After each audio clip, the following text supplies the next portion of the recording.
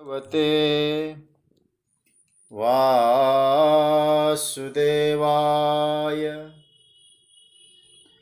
कृष्णाय वासुदेवाय हरये परमात्मने प्रणतः क्लेशनाशाय गोविन्दाय नमो नमः। नमः परमहंसास्वादितचरणकमलचिन्मकरन्दाय भक्तजनमानसनिवासाय श्रीरामचन्द्राय वागीशायस्य वदने लक्ष्मीर्यस्य च वक्षसि यस्यास्ते हृदये संवित्तं नृसिंहमहं भजे। गुरुर्ब्रह्मा गुरुर्विष्णुर्गुरुर्देवो महेश्वरः गुरुस्साक्षात् परब्रह्म तस्मै श्री गुरवे नमः। भगवत चरण कमलानुरागी सभी आत्मीय प्रिय प्रभु प्रेमीजन, हमारे स्वाध्याय परिवार से जुड़े हुए सभी जिज्ञासु प्रभु प्रेमीजन, आप सभी को मेरा प्रणाम, मेरा वंदन। जय सिया राम, राधे राधे। हम सब बड़े भाग्यशाली हैं कि अपने घर में बैठकर विज्ञान के माध्यम से समय का सदुपयोग कर रहे हैं। हम लोग श्रीमद् भगवद गीता के 11वें अध्याय का कुछ चिंतन कर रहे हैं। उस चिंतन की यात्रा में एक महत्वपूर्ण पड़ाव, उसको हम लोग स्पर्श कर रहे हैं, जहाँ भगवान अपने स्वरूप का और अपनी प्रवृत्ति का परिचय दे रहे हैं। उधर उस स्थल तक हम पहुँचे, ऐसे तो हम क्रमशः वहाँ पहुँच चुके हैं। एक बार हम लोग थोड़ा विहंगम अवलोकन करें, जिससे कि वो विषय स्फुरित हो जाए, पुनः हमारे मस्तिष्क में वो सक्रिय हो जाए, जीवंत हो जाए। तो आप सब इस विषय में अच्छी तरह से सुन चुके हैं, कुछ लोग नए जुड़े भी हुए हैं, और हम लोग भी यदि उसको एक बार विहंगम अवलोकन करेंगे तो निश्चित रूप से हमें, जब हम भगवान का इंट्रोडक्शन जो होगा, प्रभु का जो साक्षात्कार स्वयं अपने मुख से करेंगे, उसमें और आनंद हमको प्राप्त होगा। श्रीमद् भगवत गीता के विभूति योग में, जिसकी हमने बहुत विस्तार से चर्चा चिंतन किया, उसमें अर्जुन ने उन विभूतियों को सुना कि मैं ऐसे ऐसे रूपों में हूँ, तो अर्जुन के मन में सुना है तो देखने की इच्छा जागृत हुई। एक बार अवलोकन करते हैं।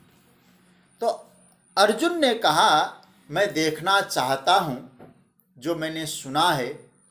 हे भगवान, मन्यसे यदि तच्छक्यम मया द्रष्टुमिति प्रभो। यदि आप समझते हैं कि मैं देखने लायक हूँ, तो मुझे उस स्वरूप का दर्शन करा दीजिए।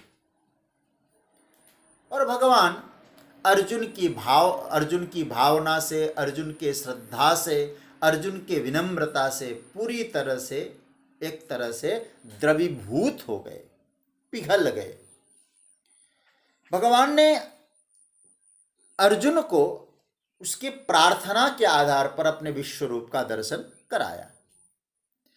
कैसा वो विश्व रूप था, आप लोग गीता खोल के भी बैठेंगे तो आपको और अच्छा लगेगा।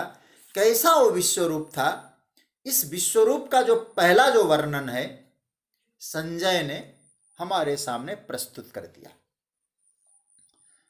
संजय ने कहा कि ऐसा ऐसा वो विश्व रूप अर्जुन ने देखा। उसके बाद अर्जुन को जैसा दिखाई दिया, अर्जुन ने उसी प्रकार से उसको व्यक्त भी किया, सुनाया भी। और इस विश्वरूप दर्शन का जो विश्वरूप दर्शन जो योग है, उसमें जो भगवत साक्षात्कार का, भगवान के दर्शन का जो एक जो क्रम है, वो ऐसे दिखा, वो क्रम कि भगवान का पहले बहुत मनोहर रूप दिखाई दिया।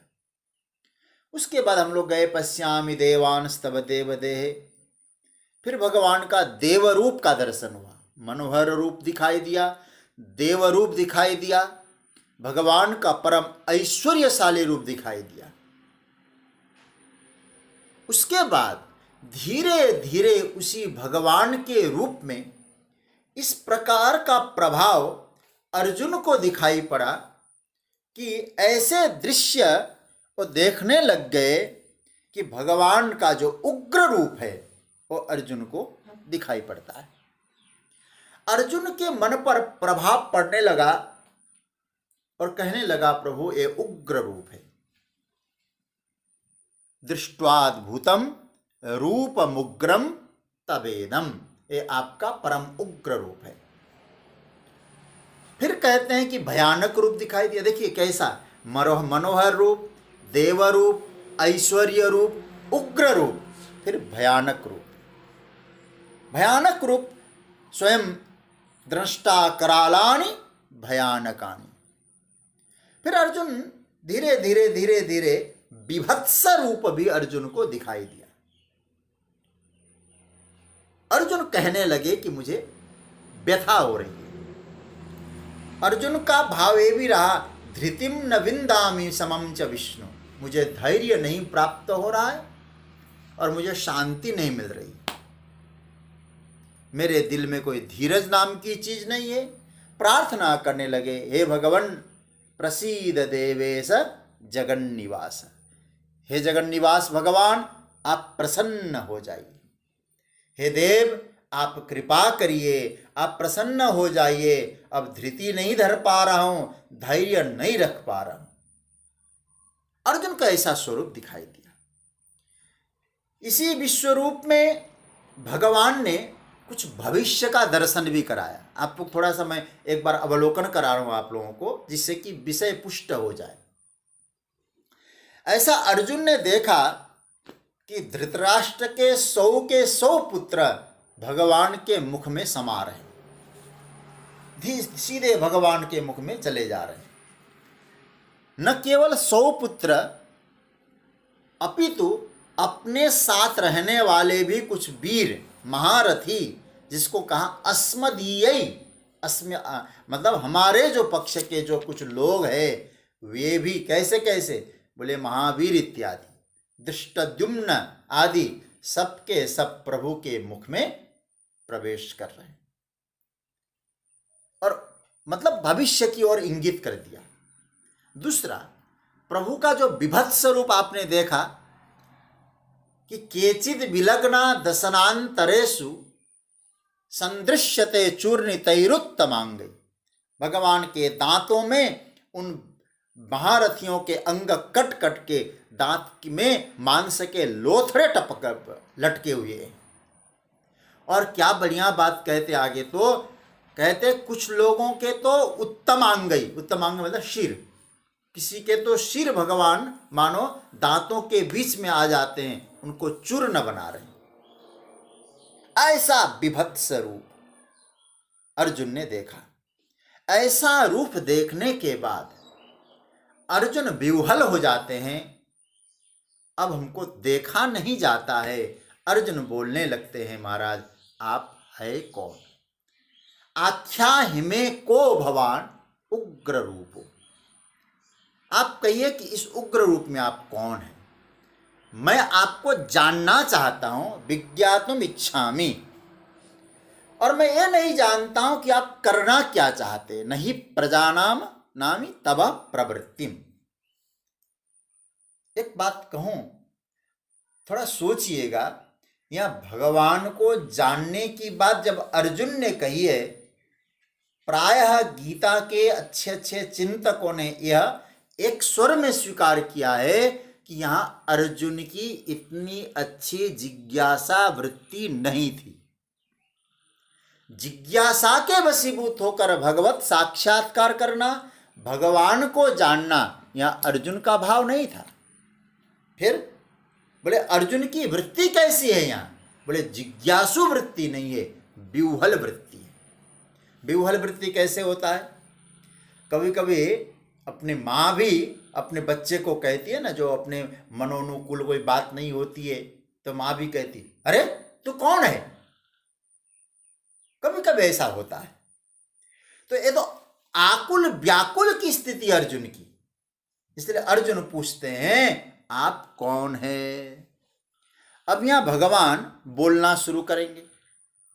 इससे पहले भगवान बोले और भगवान अपना विषय प्रस्तुत करें, हम उसमें प्रवेश करें। पर सज्जनों, एक चीज पर ध्यान देना, जो परम चैतन्य सत्ता है, जिसको हम लोग सच्चिदानंद ब्रह्म कहते हैं, उस परम प्रभु परमात्मा जो परम चेतन है, उसमें ये जो जगत है ना, ये स्फुरित हो रहा है। उसी चेतन सत्ता में, उसी विश्व में हम सभी लोग हैं, उसी जगत में हम सभी लोग हैं। और भगवान ने 10वें के अंत में क्या कहा था? एकांशेन स्थितो जगत। एक अंश के द्वारा पूरे जगत को परमात्मा ने व्याप्त करके परमात्मा विद्यमान हो रहे हैं। तो भगवान ही है। सज्जनों, एक विश्व के सामने, यहां जो भगवान कहते मैं विश्व को धारण किए हूं, इसलिए भगवान का नाम क्या है? विश्वरूप। एक जब पूरा विश्व है, पूरी धरती है, पूरा ब्रह्मांड है, उसके सामने जो रूप, मेरे सामने जो रूप विश्व का होगा, विश्व का रूप जो मेरे सामने होगा, ये आप समझ सकते हैं क्या? दूसरे के सामने वही रूप होगा।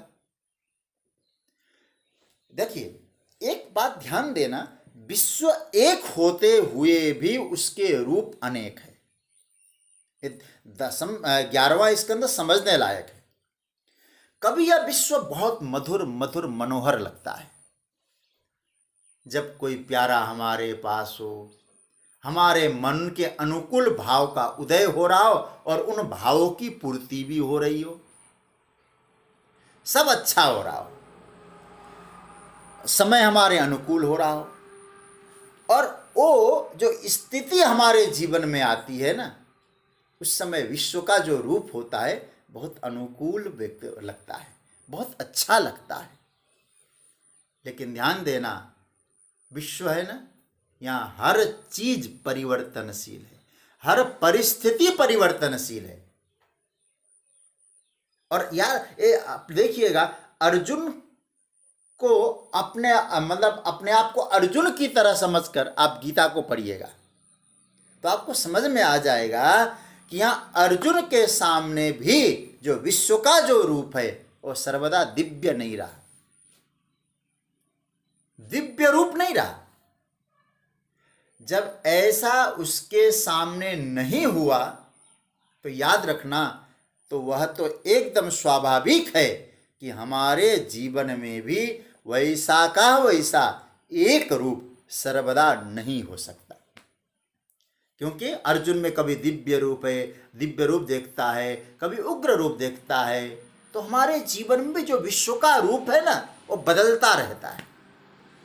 कभी ऐसी प्रतीति होती है हमारे जीवन में कि नहीं हमारे सत्कर्मों का उदय हुआ हो, जीवन में कोई उपासना का फल ऐसा उदय होता है, तो केवल हम लोगों को जगत में केवल भौतिकवाद ही नहीं दिखाई देता, भौतिकत्व ही नहीं दिखाई देता, वहां अलौकिकत्व भी दिखाई देता है, दिव्यता का दर्शन होता है, चमत्कार जैसा दिखाई देने लगता है।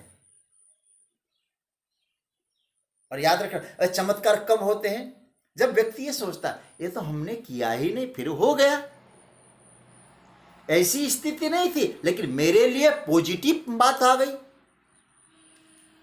जिनका होना सीधे सीधे कोई कारण नहीं बनता है, वैसी स्थिति, वैसी घटनाएं जब हमारे जीवन में आती है ना, तो हम लोग क्या कहते हैं, अरे ऐसा हो गया, मैंने तो कुछ किया ही नहीं था, ऐसा कैसे हो गया?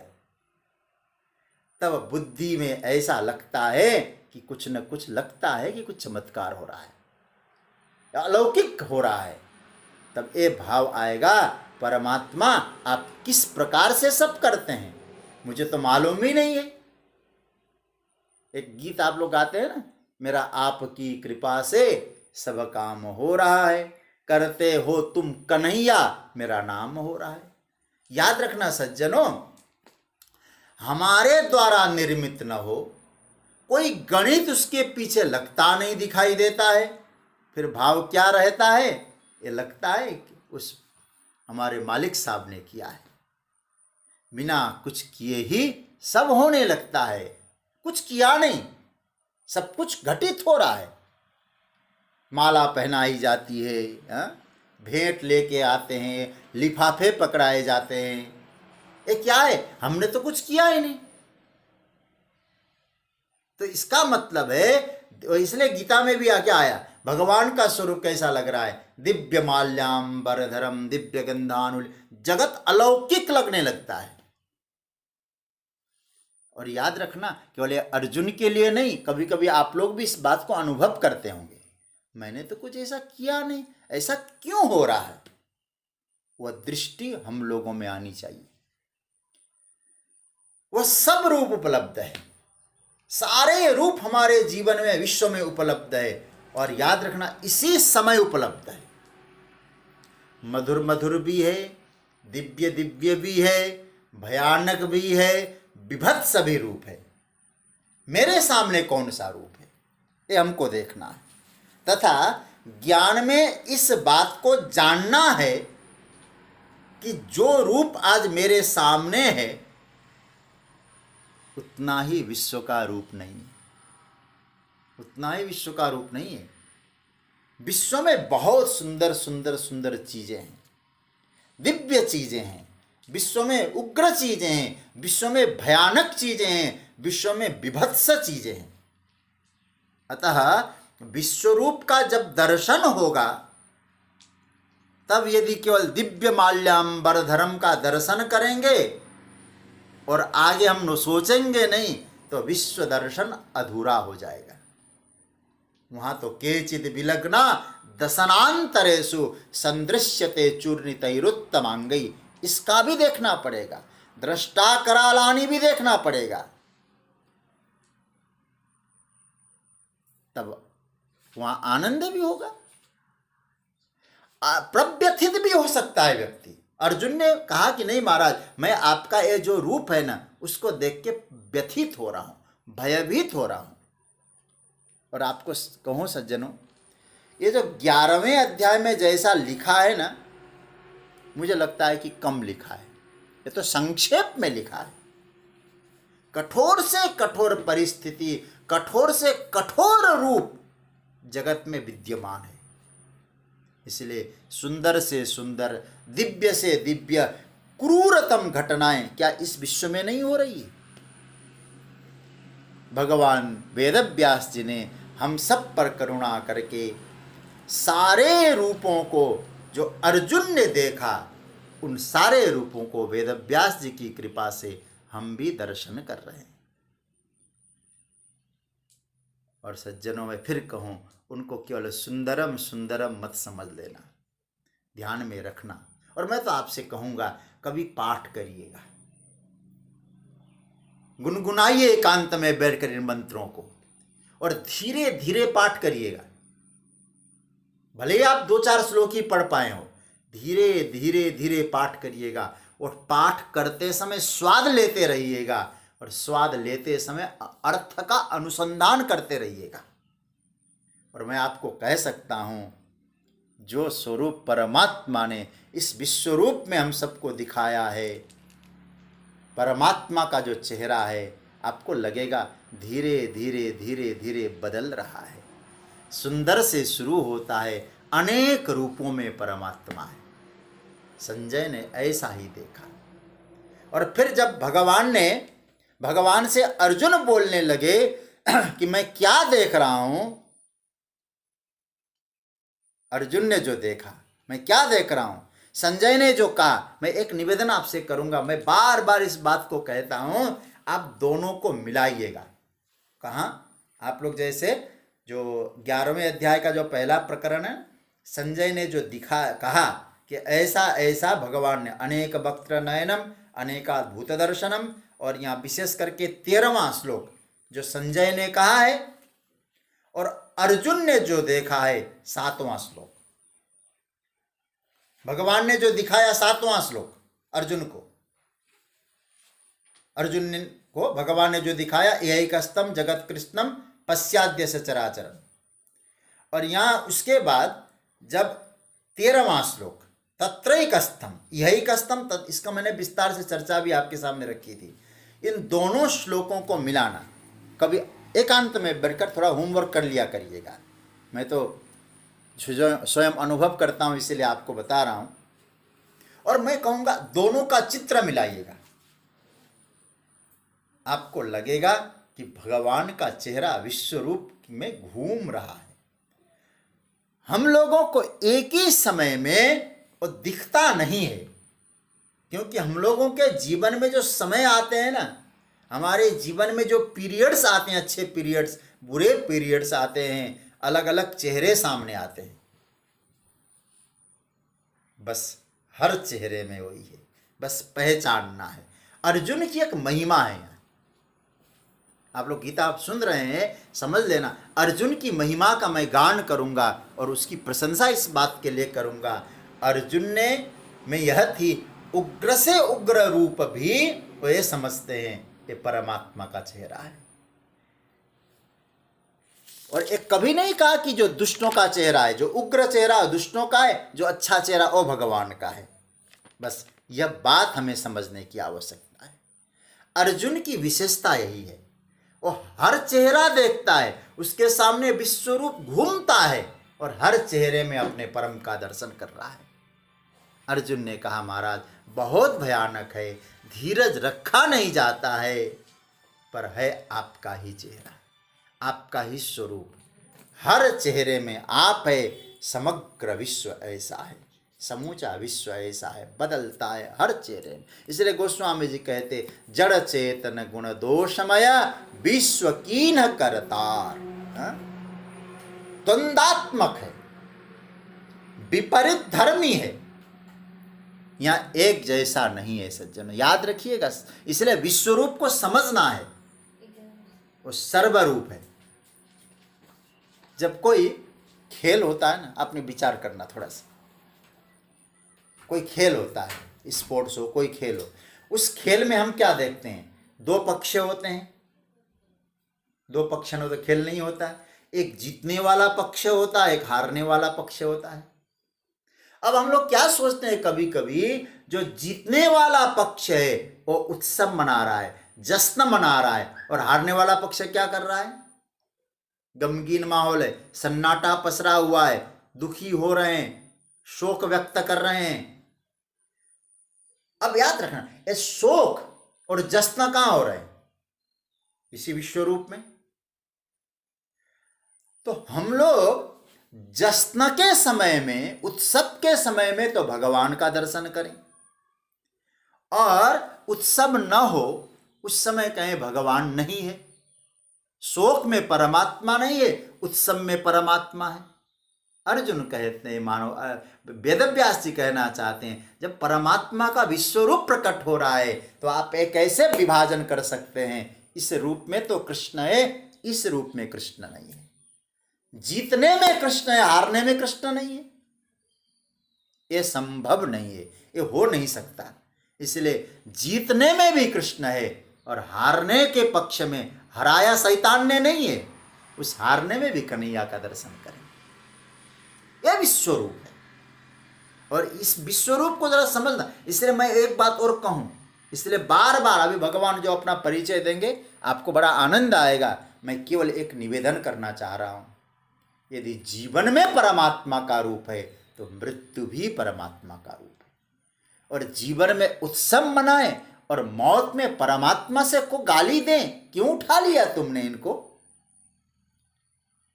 याद रखिएगा, यह धारणा गलत हो जाएगी, क्योंकि हम लोग विश्वरूप का दर्शन कर रहे हैं, विश्वरूप में हर रूप में हुआ है। इसलिए अनुकूलता में परमात्मा है तो प्रतिकूलता में भी परमात्मा है, यह देखने की दृष्टि चाहिए। नदी, दो तट है नदी के। आपके निकट वाला जो तट है अनुकूल तट है, आपसे जो परे का तट है, दूर दूर का तट है, ये प्रतिकूल तट है।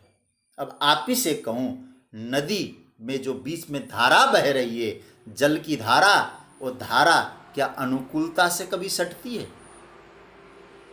क्या प्रतिकूलता से कभी हटती है? अनुकूल और प्रतिकूलता के बीच में नदी बहती है, समुद्र में जाती है। जगत यही है, द्वंद्वात्मक है। द्वौ च इति द्वंद्व, जहां द्वैत है, जहां दो है, वो जगत है। तो इसलिए हम लोग ये समझें, यदि अनुकूलता भी एक तट है, प्रतिकूलता भी एक तट है, अनुकूलता में ईश्वर की कृपा और प्रतिकूलता में ईश्वर की कृपा नहीं है, ये धारणा आपको दिलो दिमाग से निकालना पड़ेगा। क्योंकि यहाँ दिव्य रूप भी प्रभु का है, उग्र रूप भी प्रभु का है, भयानक रूप भी प्रभु का है। यदि वो हर रूप में है तो भक्त होने के नाते हर रूप को एक्सेप्ट करना पड़ेगा, और एक्सेप्ट करने के लिए आपको पॉजिटिवली एक्सेप्ट करना पड़ेगा। तब आप समझ लेना कि गीता आपने सुनी, विश्व रूप को आपने पचाया है, समझा है विश्व रूप को। इसलिए मैं आज इसलिए आपको चर्चा करने जा रहा हूं, क्योंकि यहाँ भगवान जो बात कह रहे हैं, कहने जा रहे हैं जो, और अर्जुन ने जो देखा है, उसके आधार पर विश्व में एक पक्ष का आग्रह लेके कभी न रहे हम लोग। क्योंकि विश्व रूप है, अनेक रूप रूपाय विष्णवे प्रभविष्णवे। भगवान के अनेक नाम है, भगवान के अनेक रूप है, तो अनेक रूप है, अनेक नाम है, तो आप कैसे आग्रह करेंगे ऐसे ही भगवान बने रहें? जब बिहारी जी का दर्शन करें तो मौज आ जाए, और बाद में फिर किसी दूसरे रूप में कृष्ण आ जाए, पहचाने नहीं, ये तो उचित नहीं है। ये भाव बताने के लिए मैंने सोचा कि एक भगवान जो अपना परिचय देने जा रहे हैं, उस परिचय को समझने से पहले एक बात याद रखना, यदि विश्व रूप है, विश्व में हर प्रकार के रूप है, उस हर प्रकार के रूप में अपने परमात्मा का दर्शन करें तो आपने विश्व रूप को समझा है। तो सज्जनों, अर्जुन ने प्रश्न किया ऐसा स्वरूप देखकर कि को भगवान, आप कौन हैं? आख्या हिमे को, अब मूल विषय में आ जाइए, अब आपको आगे बढ़ाऊंगा। आख्या हिमे को भवान उग्र रूपो, नमोस्तुते देववरः प्रसीद, विज्ञातुमिच्छामि भवन्तमाद्यं नहीं प्रजानामि तव प्रवृत्ति। आप कौन है, आप मुझे बताइए। मैं आपके प्रवृत्ति को नहीं जानता, जानना चाहता हूं आपको, लेकिन आप क्या करना चाहते हैं मैं समझ नहीं पा रहा हूं। इसलिए हे भगवान, अपना परिचय दीजिए, आप कौन है। तो भगवान यहाँ अर्जुन को अपना परिचय दे रहे हैं, बहुत मस्ती के साथ। आइए इस 32वें श्लोक का पाठ करके थोड़ी चिंतन की यात्रा को अब हम लोग आगे बढ़ाते हैं। बहुत प्रेम और मस्ती के साथ इस श्लोक का पाठ करिएगा, समझकर पाठ करना। अभी हम इसके अर्थ पर भी चिंतन करेंगे, पहले बहुत आनंद के साथ आइए भगवान अपना वक्तव्य दे रहे हैं। श्री भगवान उवाच कालोऽस्मि लोकक्षयकृत् प्रवृद्धो लोकान् समाहर्तुमिह प्रवृत्तः ऋतेऽपि त्वां न भविष्यन्ति सर्वे एव स्थिताः प्रत्यनीकेषु योधा। कालोऽस्मि लोकक्षयकृत् प्रवृद्धो लोकान् समाहर्तुमिह प्रवृत्तः ऋतेऽपि त्वां न भविष्यन्ति काले एव स्थिताः प्रत्यनीकेषु योधा। आइए अब हम लोग विषय पे जाते हैं। लोकक्षयकृत प्रवृद्ध, काला अस्मि इह लोकान समाहर्तुम प्रवृत्तः ये प्रत्यनीकेषु अवस्थितः योधाः सर्वे त्वां मृतेपि न भविष्यन्ति। वाह, बलिहारी कन्हैया बलिहारी, बड़ा आनंद का मंत्र है। अब इसका अर्थ देखिए, लोकक्षयकृत प्रवृद्ध काला अस्मि, अपना पहला ठाकुर जी का साक्षात्कार भगवान परिचय दे रहे। लोकक्षयकृत, लोक को नाश करने वाला, प्रवृद्ध करने वाला, और प्रवृद्ध बड़ा हुआ, काल अस्मि, लोक को नाश करने के लिए मैं बड़ा हुआ काल हूं। यह लोकान समाहर्तुम प्रवृत्त, यहां इन सब लोगों को मारने के लिए मैं प्रवृत्त हुआ हूं। समाहर्तुम, संहार करने के लिए प्रवृत्त हुआ हूं।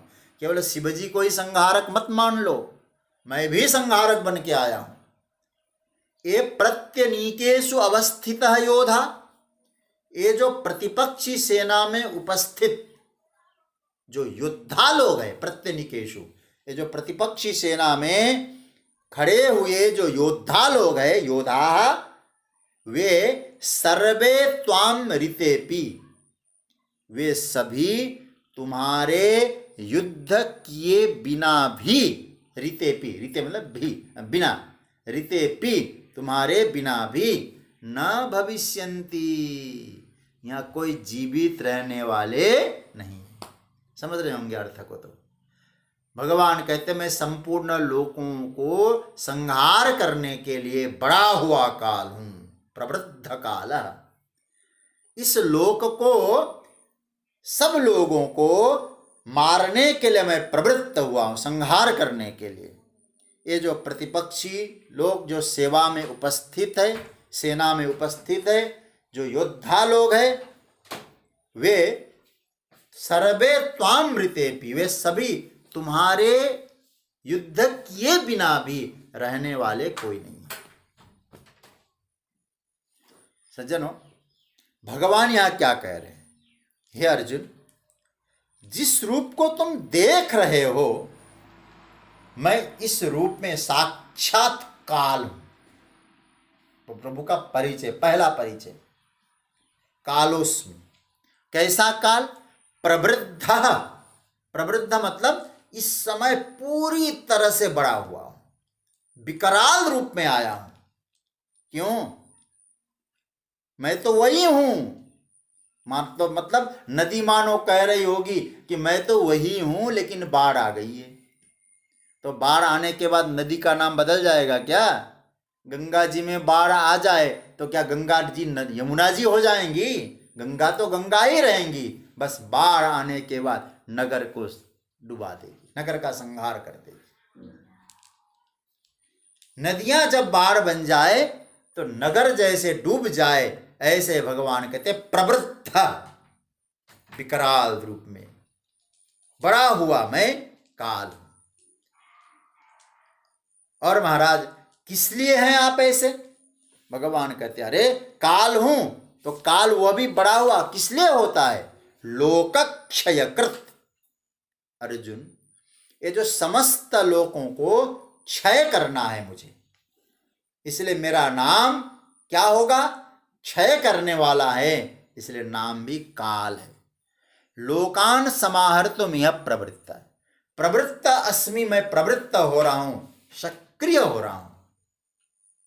अच्छा महाराज, कितने लोगों के लिए? याद रखना, संस्कृत का नॉलेज तो है ना आपको। लोकान, यह दोनों अर्थ लगेंगे। लोकान मतलब संपूर्ण लोगों को, लोकान मतलब लोगों को, बहुवचन, बहुसु बहुवचन, मतलब एक दो मत समझ लेना, सारे के सारे को एकदम गुच्छे में लेने जा रहा हूं।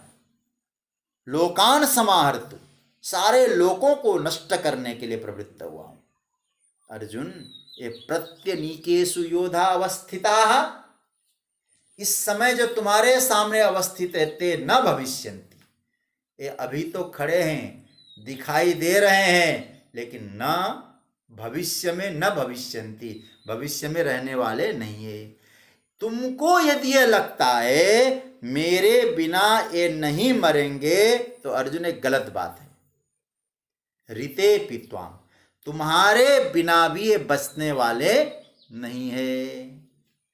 प्रत्यनिकेषु, देखो अनिक शब्द का अर्थ होता है ना अनिकेषु, अनिक मतलब सेना, प्रत्यनिकेषु प्रति अनिकेषु, जैसे हम लोग संस्कृत में हिंदी में भी बताते ना प्रति एक प्रत्येक, तो प्रति अनिकेषु, तो प्रत्यक्ष बोलते हैं, प्रत्येक बोलते हैं। उसी तरह से ये प्रतिपक्षी में जो सेना है, जो मुख्य मुख्य सेना है, जो तुमको दिखाई दे रहे हैं, तुमको लगता है ये महान पराक्रमी है, महान धनुर्धर है, बहुत प्रभावशाली है, ये अमुक है, ये फलाना है, ये ढिसका है, ये सब नाम के रह जाएंगे। थोड़े दिनों में इनके फोटो टंगेंगे। अब अर्जुन ये समझ लो, अब इतिहास के पन्ने में सारे लोग कुछ ही दिनों में इनका नाम इतिहास के पन्नों में दर्ज हो जाएगा। अर्जुन, क्या तुम करोगे एक काम? तुम पलायन करोगे तो भी होगा। रीते पित्वाम, तुम्हारे बिना भी होने वाला है। यदि तुम ये समझते हो कि मैं इनको बचा लूंगा, ये मेरे अपने हैं, इनको नहीं मारूंगा, तो याद रख लो बचाना और मारना तुम्हारे हाथ में नहीं है। बस ये सार बात समझ लेना यार, बचाना भी और मारना भी ये तुम्हारे हाथ में नहीं है, सब उस मालिक के हाथ में है। आप लोग कभी कभी एक भजन शायद अब कहाँ का है, सिनेमा का है या कहीं का है, लेकिन बातें अच्छी आइए ना।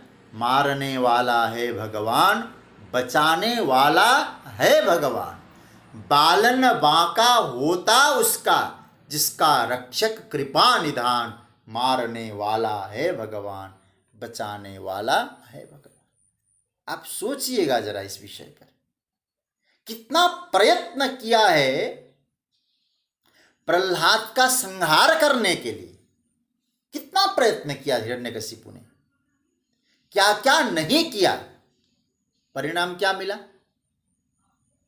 परमात्मा जिसकी रक्षा करते हैं उसको कोई बाल बांका नहीं कर सकते। एक परमात्मा पे भरोसा रखें सज्जनों। कहने का अर्थ क्या हुआ? कहने का तात्पर्य हुआ हम लोग व्यर्थ का अभिमान नहीं करें कि मैंने इनको बचाया, मेरे न रहने से कुछ होगा, मेरे न रहने से ऐसा नहीं होगा, कुछ नहीं, ये हमारा भ्रम है। एक परम सत्ता ये सब कार्य कर रहा है, उस परम सत्ता पे भरोसा रखिए। इस श्लोक के माध्यम से भगवान हम सबको एक बात स्पष्ट करना चाहते हैं कि अभिमान को त्यागना पड़ेगा। अर्जुन, ये जो योद्धा लोग हैं ये कोई बचेगा नहीं, जिनको बचना है उनको मारेगा नहीं, मरेंगे नहीं। इसलिए मृत्यु इसमें भी परमात्मा का रूप है। इसलिए भगवान कह रहे मैं सबको समाप्त करने आया हूं, तो उस रूप में भी भगवान है, मृत्यु के रूप में भी परमात्मा का दर्शन करना है। कालोष्मी अपना परिचय दे रहे भगवान। इसलिए जब मौत आए कहो ठाकुर मैं तुझसे मिलने के लिए बेचैन था, आए। इसलिए मैं एक बार आप लोगों को निवेदन करता हूं ना, बिरले ये जो कहते हैं हमको आराम आ गया, मौत क्या आ गई, मेरे दोस्त का पैगाम आ गया। मृत्यु काल है, मेरा परमात्मा मेरा साथी है, ओ महाराज वो मुझे पैगाम लेके आया है, चल बहुत दिन हो गए अब मेरे साथ।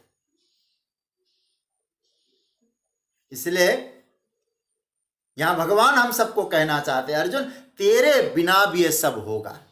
इसलिए याद रखिएगा सज्जनों, गीता सुनने के बाद ये तो मन से निकाल देना चाहिए मैं कुछ नहीं करता हूं, जो कुछ कर रहा हूं वो करवा रहा है और हो रहा है, मैं व्यर्थ का अभिमान न करूं। हाँ, यदि उसने दिया है करने के लिए निष्ठा से करूं, सावधानी से करूं, उसमें लापरवाही न करूं, लेकिन करने कराने वाला वो है। अर्जुन ने कहा कि महाराज फिर आप सब कुछ करते हैं तो इस रूप में क्यों आए हैं? भगवान ने कहा कि अर्जुन, जब जैसा काम करना होता है ना, वैसा ही रूप बनाना पड़ता है। जैसा काम करना है वैसा ही रूप प्रकट करना पड़ता है। अरे वैसा नाम भी रखना पड़ता है।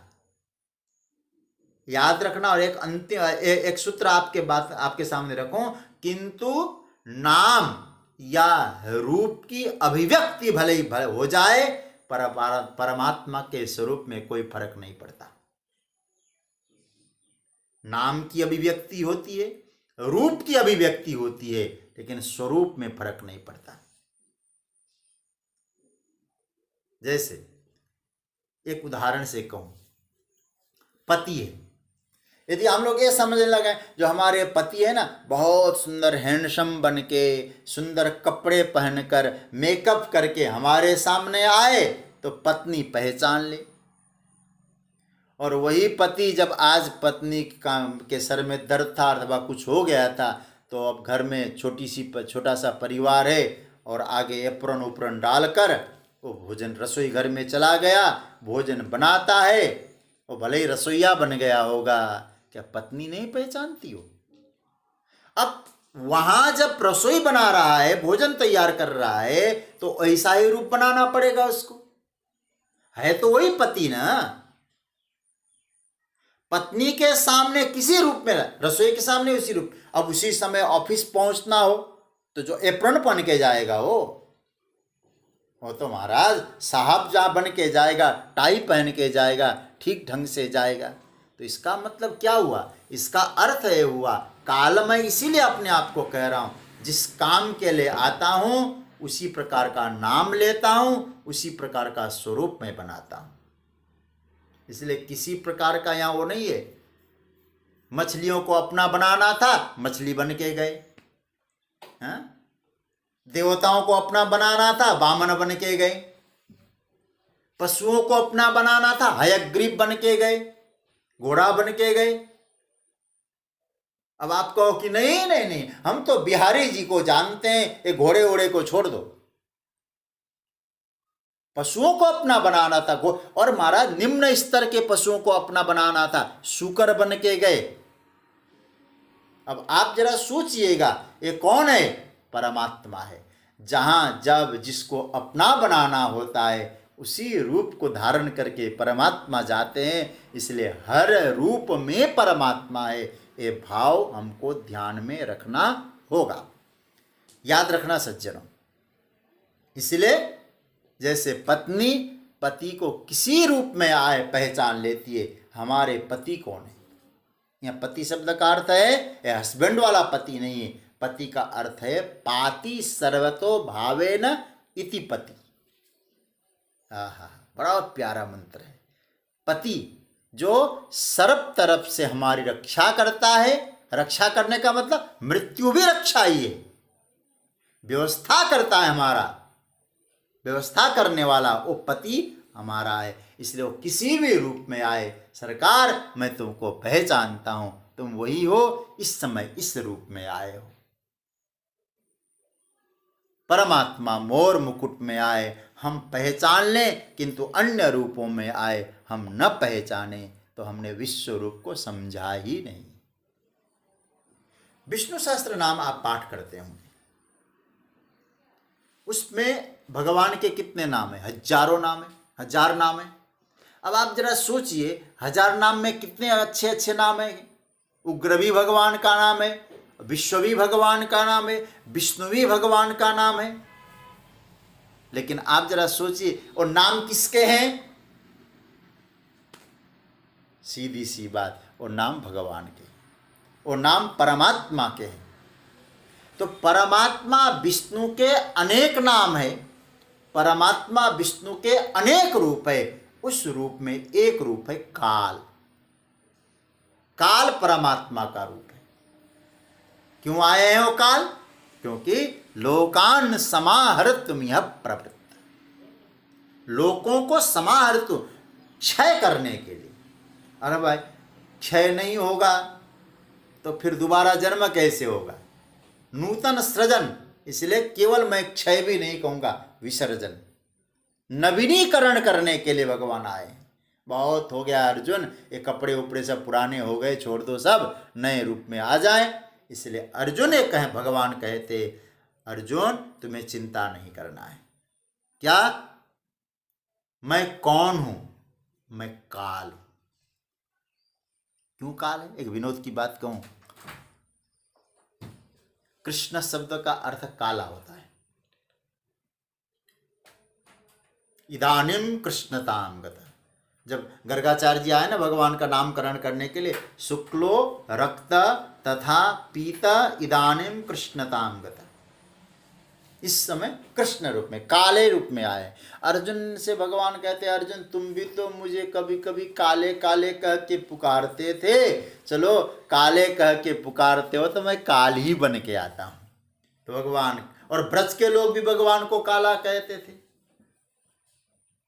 तदलमसित सख्य दुस्त्यजस तत्कथार्थ, बहुत याद आ रहा, अभी वेणु भ्रमर गीत याद आ रही, उसमें गोपियां कहती है इस काले के साथ तो मित्रता करनी ही नहीं चाहिए। तदलम असित सख्य, और तुम भी तो काले हो, भौरा गया था ना, तुम भी तो काले हो, ओ यदि काला है तुम भी काले हो। इसलिए अब तो हमें काला कपड़ा नहीं पहनना, काले लोगों का मुख नहीं देखना, काले लोगों से मित्रता नहीं करना, ये काले सब ऐसे ही हैं। तो फिर उद्धव जी ने कहा कि अच्छा ये सब काले ऐसे ही हैं, तो फिर चर्चा उसी की क्यों कर रही हो? तब गोपियां कहती है क्या बताएं, बिना चर्चा किए रहा नहीं जाता, दुस्त्यजस तत्कथार्थ। ये कृष्ण बोले ठीक है, सब वो है, काला है, काल बन के आता है, लेकिन चर्चा उसी की करनी हमको, क्योंकि चर्चा किए बिना रहा नहीं जाता। यही प्रेम है, न कहा जाए, न सहा जाए, न रहा जाए। हाँ? यही तो प्रेम है। तो भगवान कहते हैं अर्जुन मैं काल हूं, काल बनकर आया हूं। क्यों आए? सारे जगत को नष्ट करने के लिए। अर्जुन एक नहीं बचेंगे अब, तुम चाहे युद्ध करो चाहे युद्ध न करो, तुम्हारे बिना भी एक रहेंगे नहीं, सबको मुझे नष्ट करना है। सज्जन एक बात और विचार करना, गीता के उपदेश में मूल सूत्र क्या था? अभी आप पकड़ लेना इसको, और आप लोग जल्दी पकड़ भी लेंगे। गीता के उपदेश को प्रारंभ करने का मूल आधार क्या था? परमात्मा। अर्जुन के युद्ध से पलायनता ही तो थी। आप गीता तो शुरुआत से दूसरे अध्याय से आप पढ़ चुके हैं, तो अर्जुन ने दूसरे अध्याय में क्या कहा है? अर्जुन ने दूसरे अध्याय के 9वें श्लोक में क्या कहा? नयोत्सइति गोविंद मुक्त्वा तुष्णिम बभूव, मैं युद्ध नहीं करूंगा। नयोत्स्य, जब अर्जुन कहते हैं कि मुझे युद्ध नहीं करना है, और क्या कहा? तुष्णिम बभूव। और क्या क्या आप विस्तार से, मैं विस्तार में नहीं जाऊंगा। युद्ध से पलायनता अर्जुन की एक जीद थी, मैं भाग जाऊंगा। भगवान ने कहा क्या करोगे भागकर? भीख मांग के खा लूंगा। श्रेयो भोक्तुम भैक्षमपीह लोके, भीख मांग लूंगा और भीख मांग के मैं जीवन यापन कर लूंगा, लेकिन युद्ध नहीं करूंगा। खून खराबा मुझे नहीं करना है। और इतना ही नहीं, क्यों नहीं करेगा? महाराज युद्ध भी करूं, कोई हार जाए तो? यदवा जयम यदि बा नो जयम। तो भगवान मानो ये कहना चाहते हैं अर्जुन, ये तुम्हारा मैं इसीलिए बताना चाह रहा हूं, तुम्हारे बिना भी युद्ध में जिसको जीतना है वो जीतेगा। तुम कहते हो तुम करोगे, यहां भगवान स्पष्ट करना चाहते हैं अर्जुन, ये तुम्हारा जो भ्रम है उसको मुझे निरसन करना है। तेरे युद्ध करने या न करने से कोई फर्क पड़ने वाला नहीं है। तू युद्ध नहीं करेगा तो भी यह स्पष्ट समझ ले, तेरे सामने जो योद्धा खड़े हैं वो कोई बचने वाले नहीं है। क्यों? आगे तो भगवान स्पष्ट कह देंगे कि मैंने इन सबको पहले मार डाला है, कोई बचा नहीं, सबको मार दिया है मैंने। अर्जुन पूछ सकता है आपने सबको मार दिया है, तो फिर मुझे क्यों लिया है यहाँ? युद्ध करने के लिए पहले ही खत्म कर देते। भगवान ने कहा किसी को यश देने का मन होता है, किसी को निमित्त बनाने का मन होता है, तो मैंने सोचा चलो तुझे निमित्त बना के युद्ध को समाप्त करूं। मैं केवल आपको इस विषय में एक निवेदन करना चाह रहा हूं। आपके द्वारा कोई बड़ा कार्य होता है, परिवार में हो, समाज में हो, कहीं अन्यत्र होता हो, पहला तो इस गीता के इस सूत्र के आधार पे भ्रम निकाल दिया जाए, ये मैंने किया है, मैं करने वाला हूं, मेरे द्वारा हुआ है, ये भ्रम एक तरफ कर दो। दूसरी बात, यदि आपको यश की प्राप्ति होती है तो ये समझ लेना चाहिए ये यश मेरे हाथ की चीज नहीं थी, क्योंकि आप सब जानते हैं सारे विभाग परमात्मा ने हमको सौंप दिया है, तुम करो। लेकिन 6 डिपार्टमेंट ऐसे हैं जो परमात्मा ने आज तक किसी को सौंपा ही नहीं और सौंपेंगे भी नहीं। अनादिकाल से डिपार्टमेंट अपने पास रखें और पूरा कब्जा है, वो जिसको चाहे वो दे सकते हैं। वो डिपार्टमेंट है हानि, लाभ, जीवन, मरण, यश और अपयश। इसलिए अब जरा सोचिए, किसी के पास धन है वो किसी को धन दे सकता है। अब भगवान के पास 6 विभाग है, तो हमारे द्वारा कोई यश की प्राप्ति होती है तो यश का विभाग हमारा तो है नहीं, तो किसने दिया होगा वो यश?